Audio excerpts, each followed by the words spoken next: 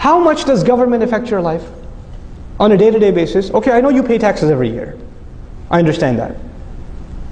But other than that, on a daily basis, what influence does government have on your life? The major things that are in this country, for example, the way you think about fashion, the way you think about what's success and failure, your mentality, you know, it doesn't come from the government. It all comes from the private sector. It comes from the entertainment industry and the academia and the major corporations that are selling products to us and driving the advertising and even the medical research and all the research universities funded by private organizations. In other words, the vast majority of things that influence you on a day-to-day basis don't come from government. Where do they come from? Well, what I like to call the private sector. They come from the private sector. If Muslims understood that, you know what we would be worried about? If you really want to take over society, you know what you should be taking over? The private sector. Open field. The Muslims haven't even begun to touch how many Muslims in media.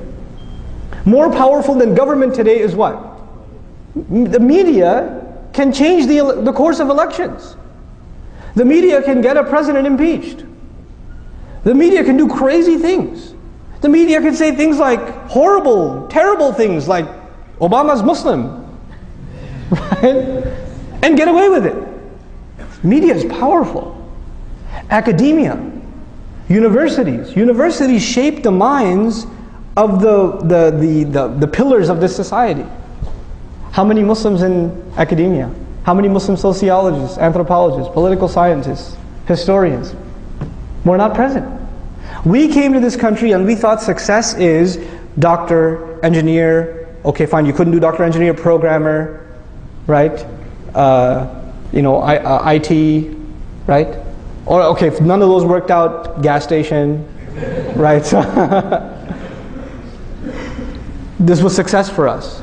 If we make good money, if we can buy a nice house, if we can live in a nice neighborhood, we've got success. This is success for an individual, maybe. For a community, look at what, and I'm baffled by the Jewish community. I'm amazed by them. You know why? Because when they first came to this country, they were treated like we are treated now. And you know what they got themselves? You could say, oh, they're riba people, whatever. But you know what they really got themselves into? Not just financial institutions, entertainment, literature, academics, virtually any major university in the country, a significant proportion of the faculty is Jewish. That's a norm. It's normal, you know. So they became the deep fabric of this country. So it's so much so that they're untouchable. Muslims didn't. We became skilled labor. That's all we are. Even if you're a doctor, even if you're an engineer, in the end, you're just a highly skilled worker. You're not someone who influences minds or causes ripples in society. You're not. You know, you're just a better consumer. So you buy a more expensive car. So I guess you're adding to the economy a little bit, but you're not a mover and shaker. You're not an influencer of minds. You understand? So Muslims, we have to understand, to penetrate this society, we need to enter the private sector. To enter the private sector, we need to be in major positions in universities all over this country. We need to be actually funding. You know, Islamic Studies program at the University of Chicago is funded by a Jewish group. What do you think that what kind of research they're going to produce? Which Islamic Studies program at the PhD level is being funded by Muslim organizations? There's one attempt being made in Detroit I think in Troy, Michigan. And they're asking for an endowment of a couple of million, and the Muslims are struggling to come up with those money. I appreciate their effort, actually. If you're not entering into this is the game. You got to enter the game. You know, the messenger challenges the poets. The poets of our time are the academics. You got to enter the game. You know, we're not even in it. We're bubbled by ourselves. So this is a very big thing that we need to enter. We need to have our Muslim youth that are creative go into media studies, go into film production. This is the language of this is the poetry of our time. You know, the thing that moved the masses in the time of the messenger was poetry.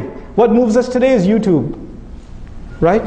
We need people that are actually qualified in film production, sociologists, not just psychologists, but even like historians, Muslim historians. We need them. We don't have them.